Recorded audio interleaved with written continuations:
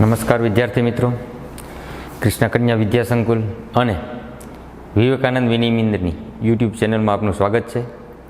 ફરી મળ્યા છીએ ત્યારે આજે આપણે વિષય અર્થશાસ્ત્રમાં ચેપ્ટર 2 વૃદ્ધિ અને વિકાસના નિર્દેશકો નો અભ્યાસ કરવાનો છે. વૃદ્ધિ અને વિકાસ જો ધ્યાનમાં લેવામાં આવે તો આ બે બાબતોને એવી રીતે સમજી શકાય કે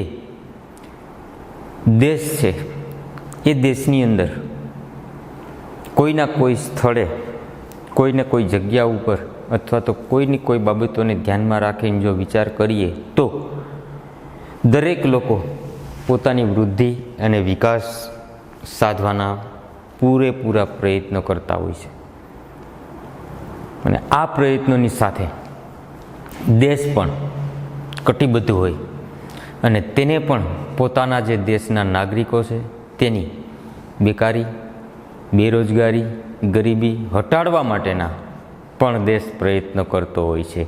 અને આ પ્રયત્નો છે એ આપણે વૃદ્ધિ અને વિકાસના નિર્દેશકો તરીકે આપણે એવી રીતે સમજશું કે પ્રસ્તાવના આપેલી છે તેની અંદર આર્થિક વિકાસ સાધવો એ વિશ્વના દેશોનું આજે એક સૌથી મહત્વપૂર્ણ ધ્યેય છે. શું કરવું છે? તો કે આર્થિક વિકાસ સાધવો છે. દેશે આર્થિક રીતે વિકાસ સાધવો છે અને એ વિકાસ સાધવો એ દેશોનો આજે એક સૌથી મહત્વપૂર્ણ ધ્યેય છે. જો દેશનું સૌથી મહત્વપૂર્ણ ધ્યેય હોય તો શું છે? તો કે દેશનો આર્થિક વિકાસ સાધવો, કે દેશ છે એ આર્થિક વિકાસ તરફ આગળ વધે, ધીમે ધીમે તેની અંદર વધારો થાય અને દેશની જે કાંઈ પ્રકારની બાબતો છે તે બાબતોને ધ્યાનમાં રાખી અને તેની અંદર વધારો થાય અને તેમાં પણ બીજા વિશ્વયુદ્ધ પછી આર્થિક ચિંતનના કેન્દ્રબિંદુ તરીકે તેને ગણવામાં આવે છે. કે જ્યારે બીજું વિશ્વયુદ્ધ થયું અને એ બીજા વિશ્વયુદ્ધ પછી જો આર્થિક વિકાસના ચિંતનનું કેન્દ્રબિંદુ ગણવામાં આવતું હોય તો કોણ છે? તો કે તે વૃદ્ધિ અને વિકાસના નિર્દેશકો છે. કારણ કે બીજા વિશ્વયુદ્ધ પછી દેશના તમામ પ્રકારના નાગરિકો વિશ્વયુદ્ધ થયા પછી દેશ છે તે ઘણા બધા વર્ષો પાછળ જતો રહ્યો અને આ દેશ ઘણા બધા વર્ષો પાછળ જતો રહ્યો એટલે તેમાં એવી પરિસ્થિતિનું નિર્માણ થયું કે જેની અંદર દેશની અંદર ગરીબી અને બેકારી જેવા પ્રશ્નો ઉદ્ભવ્યા. તો દેશ આવું વિચારે કે આ ગરીબી અને આ બેકારીમાંથી જો બહાર નીકળવું હોય તો તેના માટે શું કરવું પડે? તો કે કોઈ પણ પ્રકારની બાબતની વૃદ્ધિ અને વિકાસ છે તે બંનેને જો પહોંચી વળવામાં આવે, તેમાં કોઈ પણ પ્રકારના એવા પ્રયત્નો કરવામાં આવે તો સારા એવા દેશના અમુક જે જટિલ પ્રશ્નો છે તેનું નિરાકરણ કરી શકાય અને દેશ છે તે ધીમી ગતિએ શું કરી શકે? તો કે ધીમે ધીમે વૃદ્ધિ અને તેમાંથી પછી તેનો વિકાસ થતો જાય. કારણ કે વિકાસ અને વૃદ્ધિ આમ તો બંને છે એકબીજાના સમાન જ છે, કારણ કે સામાન્ય રીતે આર્થિક વિકાસ અને આર્થિક વૃદ્ધિ છે એ બંનેને સમાન ગણવામાં આવે છે. પરંતુ હવે આ બંને કેવા છે? તો કે જુદા છે. વિકાસ કરવો જે દેશ, અહીંયા એવું કીધું છે કે વિકાસમાન રાષ્ટ્રો દેશના લોકોનું જીવન ધોરણ સુધારી બેકારી ગરીબી ઘટાડવાના પ્રયત્ન કરે. વિકાસમાન બે શબ્દો છે આપણી પાસે.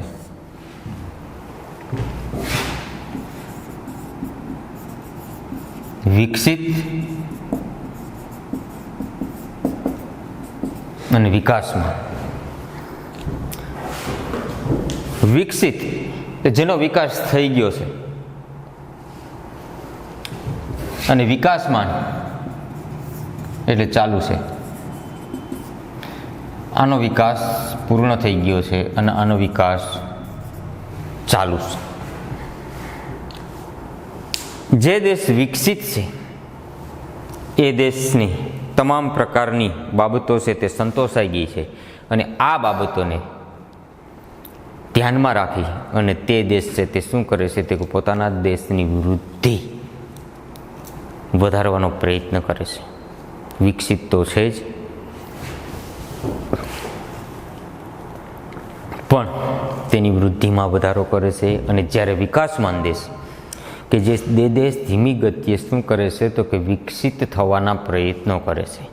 અને એ દેશને શું થવું છે તો કે વિકસિત થવું છે. વિકસિત થવું છે મતલબ ધીમી ગતિએ તેમાંથી વધારો થાય, વિકાસ, તેની વૃદ્ધિ થાય અને એ દેશ પણ વિકસિત દેશોની જે બાબતો છે તે બાબતોની અંદર એનો પ્રવેશ થાય કે જેથી કરી અને વિકાસમાન દેશ છે પ્રયત્નો કરે છે. કારણ કે વિકાસમાન રાષ્ટ્રો દેશના લોકોનું જીવન ધોરણ સુધારી બેકારી, ગરીબી ઘટાડવાનો પ્રયત્ન કરે છે. કે જે પ્રજા છે તે પ્રજામાં બેકારી છે, બેરોજગારી છે, તેને ઘટાડી અને તેમાં શું કરવાનું છે તો કે તેના જીવન ધોરણની અંદર વધારો કરવાનો છે.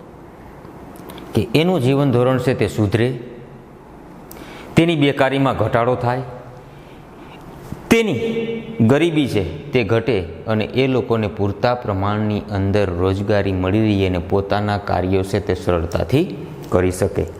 સામાન્ય રીતે આર્થિક વિકાસ અને આર્થિક વૃદ્ધિ બંનેને સમાન ગણવામાં આવતા હતા પહેલાંના સમયની અંદર. કે વિકાસ ને વૃદ્ધિ બે કેવા છે તો કે સરખા છે, પરંતુ હવે એવું નથી.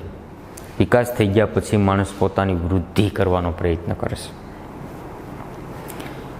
એક દ્રષ્ટિએ આપણે જોઈએ તો બંને બાબતો એક સરખી જ ગણી શકાય કે વિકાસ અને વૃદ્ધિ બંને સમાન છે, એકબીજાના પૂરક છે. પરંતુ હવે એ વસ્તુ શક્ય નથી, કારણ કે વ્યક્તિનો વિકાસ થઈ જાય છે, દેશનો વિકાસ થઈ જાય છે, પછી તેની વૃદ્ધિમાં એ શું કરે છે તો કે ધીમી ગતિએ તે વધારો કરે છે. ફોર એક્ઝામ્પલ આપણે એમ કહીએ છીએ કે ભારત દેશ છે તે કેવો છે તો કે એ દેશ છે તે વિકાસમાન અને વિકસિતમાં અમેરિકા છે તે વિકસિત થઈ ગયો છે, ભારત દેશ છે તે કેવો છે, વિકાસમાન છે. તો વિકાસમાન દેશ વિકસિત થવાના પ્રયત્નો કરી રહ્યો છે એટલે એ દેશ વિકસિત છે, મતલબ એ વિકાસમાન છે.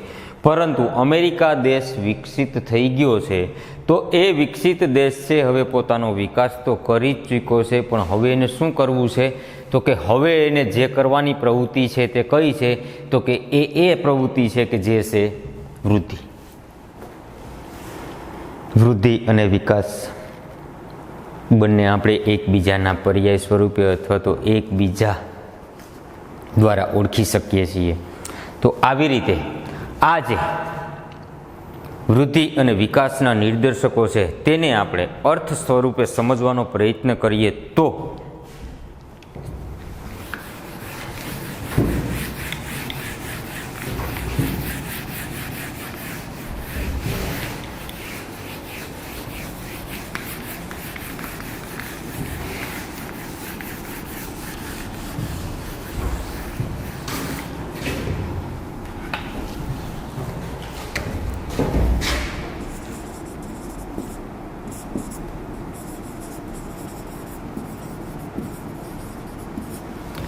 વૃદ્ધિ એટલે આર્થિક વૃદ્ધિ.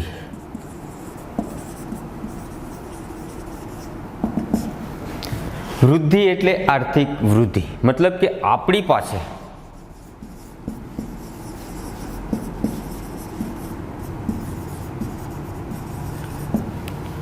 ચાર પ્રકારના ઉત્પાદનના સાધનો છે.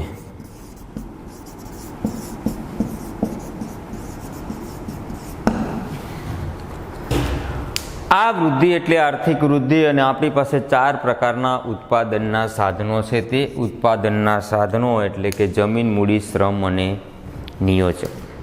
આ ઉત્પાદનના સાધનો છે. જમીનમાંથી આવક પ્રાપ્ત થાય, ઉત્પાદન થાય. મૂડીથી કોઈ પણ પ્રકારનું કાર્ય કરી શકાય. શ્રમ, મહેનત, રોજગારી મેળવી શકાય. નિયોજક, જે ઉત્પાદન કે કાર્ય કરો છો તેમાંથી મળતી જે તે કાંઈ પ્રકારની આવકો છે. આ ચાર પ્રકારના ઉત્પાદનના સાધનો છે. તે ચારે ચાર ઉત્પાદનના સાધનોમાંથી શું થાય છે તો કે પ્રજાને વધારેમાં વધારે વૈવિધ્યપૂર્ણ આર્થિક ચીજ વસ્તુઓનો પુરવઠો પૂરો થાય અને પોતાની રીતે કોઈ પણ પ્રકારની એવી બાબત છે તે સંતોષવાનો પ્રયત્ન કરે કે જેને કારણે તેની વૃદ્ધિ અને આર્થિક વૃદ્ધિ બંને છે એક પ્રકારે સમજાવી શકાય. કારણ કે માણસ શું કરે છે તો કે માણસ અમુક પ્રકારની બાબતો એવી ધ્યાનમાં લઈ અને સમજે છે કે જેની અંદર કોઈ પણ પ્રકારની બાબતો એવી હોય છે કે આ બાબતને ધ્યાનમાં રાખી અને અમુક વસ્તુ છે તેને અમુક પ્રકારની બાબતોને જ સમજવાના પ્રયત્નો કરી શકાય. દાખલા તરીકે માણસ છે એ પોતાની અમુક પ્રકારની બાબતો એવી હોય છે કે પોતાની જમીન, મૂડી, શ્રમ, નિયોજકની 3 બાબતો, ઉત્પાદનના સાધનો 4 છે, તેની અંદરથી વૃદ્ધિ અને આર્થિક વૃદ્ધિ છે એ બંને કેવા છે તો કે એક સરખા છે, એક પાસાઓ છે. તો ઉત્પાદનના પ્રમાણની અંદર અમુક પ્રકારનો વધારો થાય ને અમુક પ્રકારના જે તે કાંઈ નક્કી કરેલા અર્થશાસ્ત્રીઓ છે એ પોતાની ભાષાની અંદર અમુક પ્રકારની પોતાની વ્યાખ્યાઓ આપતા હોય છે. એ વ્યાખ્યાઓની અંદર કેવી રીતે તો કે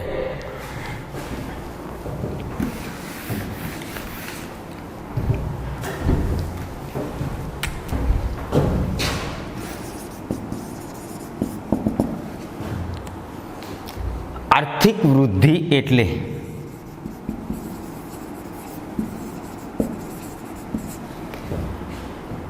રાષ્ટ્રીય આવકનો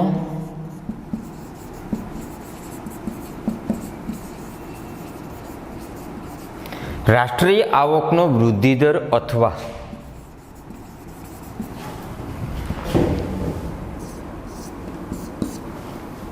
રાષ્ટ્રીય આવકનો વૃદ્ધિ દર અથવા તો વસ્તુઓ અને સેવાઓના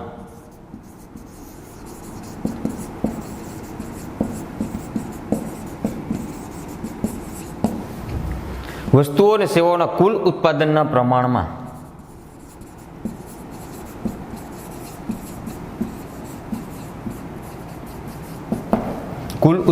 પ્રમાણમાં થતો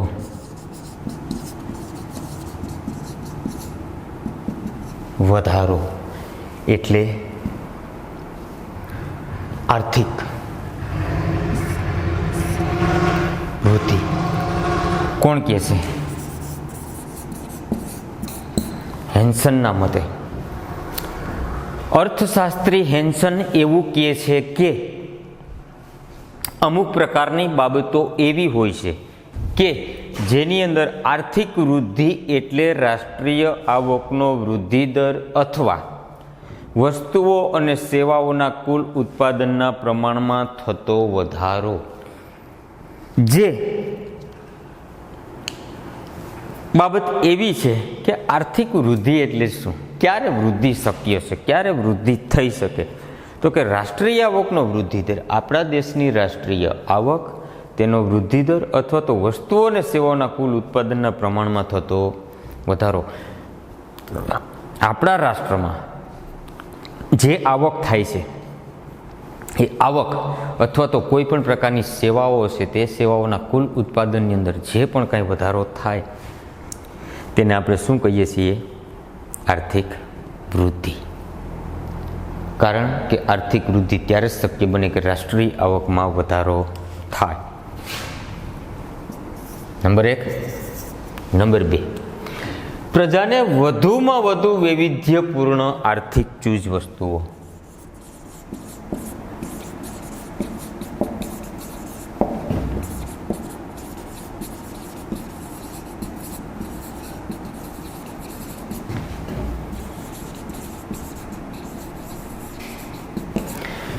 પ્રજાને વધુમાં વધુ આર્થિક ચીજ વસ્તુઓનો પુરવઠો જે એની પાસે છે તે પૂરો પાડવાની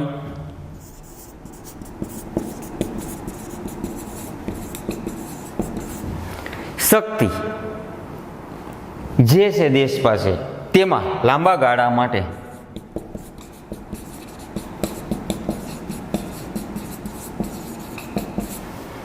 જે લાંબો ગાળો છે તેના માટે થતો વધારો. એટલે આર્થિક વૃદ્ધિ. આ કોણ કહે છે તો કે સાયમન.